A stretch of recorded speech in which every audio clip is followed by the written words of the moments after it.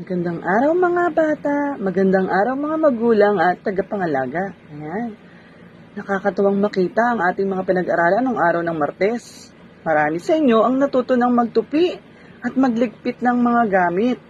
Pero dapat, hindi lang sa araw ng Martes ginagawa yon. Dahil ang ating damit ay palagi natin ginagamit. Pagkatapos gamitin, kailangan itinutupi. Ayan, ang gagaling naman. Ang mga laruan din, pagkatapos gamitin, dapat anong gagawin? Tama nga, inililigpit. Kaya very good yung mga nagliligpit na kanilang mga laruan at marunong magtupi ng kanilang damit. Okay.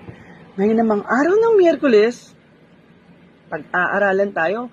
Pero bago yon, may papakita muna ako sa inyong bagay. Ito ay ang mga bagay na may kulay pula. Alam niyo ba yung pula, mga bata? Ipapakita ako ha. Tignan natin. Ito. Ito. Ano kayang tawag dito? Ayan. Alam na. Ano nga ulit? Tama nga. Pamaypay. Ayan.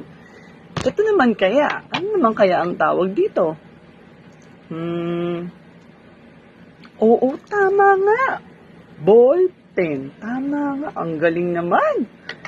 Ito kaya, anong tawag dito? Ayan, sinusuot din siya dito. Ayan. Tama, supel. Ayan, ang kagaling talaga. Ito naman kaya, anong tawag dito? Ayan. Game toy. Oh, ayan. Sino kaya naglalaro ng game toy? Meron ba? Ayan. Pwede naman, pero dapat natapos na yung mga ginagawa bago maglaro. Ayan. Lahat ng pinakita ni teacher ay mga kulay pula. Pero sa bahay, sila nanay, magpapakita rin sa inyo ng mga bagay na kulay pula. Dapat, tingnan natin, kung sino yung makakapagsabi ng mga pangalan ng mga bagay na ipakikita ni nanay. Ano nga ulit kulay? Yung mga pinakita ni teacher kanina? Tama, kulay pula. Dahil dyan, magkukulay tayo ng mga bagay na kulay pula. Ito siya. Ayan. Kulayan natin ng mga bagay na kulay pula. Dapat dahan-dahan lang. Ayan. Pag nakatapos na po sila, mga tagapangalaga at mga magulang, meron tayong susunod na gagawin. Ayan. Susunod naman natin gagawin ay ayan. Ihanda nyo po ang isang bond paper at isusulat nyo ang unang letra ng kanilang pangalan. Halimbawa, ang pangalan nila ay Grace. Ayan.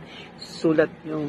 Pagkatapos nyo masulat, bigyan nyo ang mga bata ng kulay pulang papel para ito ay ang kanya punit-punitin. Ayan. At pagtapos niya itong mapunit-punit, pwede niya naman ding idikit.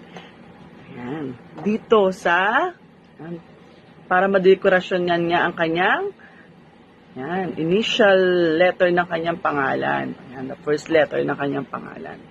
Ayan. At pag nakatapos kayo mga bata sa gawaing ito, syempre pwede na kayong kumain. Pero bago kumain, ano nga ba ang ginagawa? Ayun, nagpe-pray. Kaya dapat magpe-pray bago kakain. Pero pagka kakain nga rin, kailangan, ano unang gagawin? Maghuhugas ng kamay. Magagaling. Ayan. Ayan. Pagkatapos nyon, ihanda na ulit ang mga gamit at iligpit. At doon nagtatapos ang inyong gabay-aral. Aral sa bahay. Ayan. Salamat!